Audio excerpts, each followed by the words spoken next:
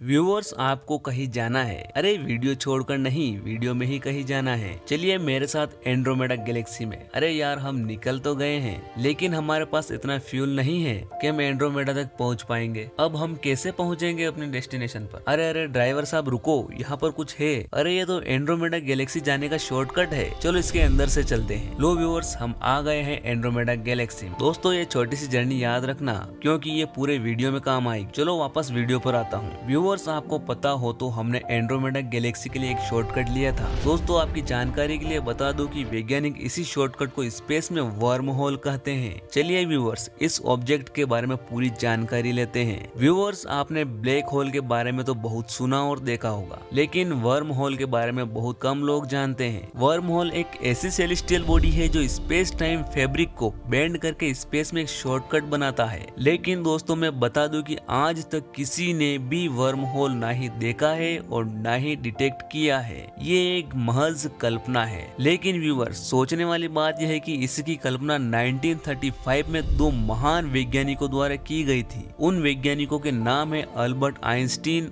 और Nathan Rosen. दोस्तों ये तो आप जानते ही होंगे, जहां अल्बर्ट आइंस्टीन का नाम आता है वहां सब पॉसिबल हो जाता है। व्यूअर्स, आपको बता दूं कि इन्होंने सिर्फ कल्पना ही नहीं की थी बल्कि एक सटीक एक्सप्लेनेशन के द्वारा साबित भी किया था। चलिए बताता हूँ कैसे साबित किया। दरअसल दोस्तों इसकी शुरुआत न्यूटन के एक फॉर्मूले से हुई और वो फॉर्मूला ये था। इस फॉर्मूले के अनुसार न्यूटन साहब ये कहना चाह रहे थे कि स्पेस में सभी वस्तुएं आपस में एक दूसरे पर ग्रेविटेशनल फोर्स लगाते हैं। पर सर आइजैक न्यूटन ने यह नहीं बताया था कि वे ऐसा क्यों करते हैं, और इसी फॉर्मूले को आधार मानकर आइंस्टीन साहब ने अपनी स्ट्रिंग थ्योरी में वर्म होल जैसे ऑब्जेक्ट का स्पेस में होने की बात रखी थी। और आइंस्टीन साहब के अनुसार सारा ब्रह्मांड एक चादर जैसी वस्तु है, यानी फैब्रिक है, जिससे एक ऑब्जेक्ट दूसरे ज्यादा वजन वाले ऑब्जेक्ट से आकर्षित होता है। और उन्होंने यह पाया कि सभी ग्रह अपने मैस के हिसाब से स्पेस को मोड़ रहे हैं, यानी अपने द्रव्यमान के अनुसार स्पेस को मोड़ रहे हैं। अंत में इसी को आधार मानकर उन्होंने कहा कि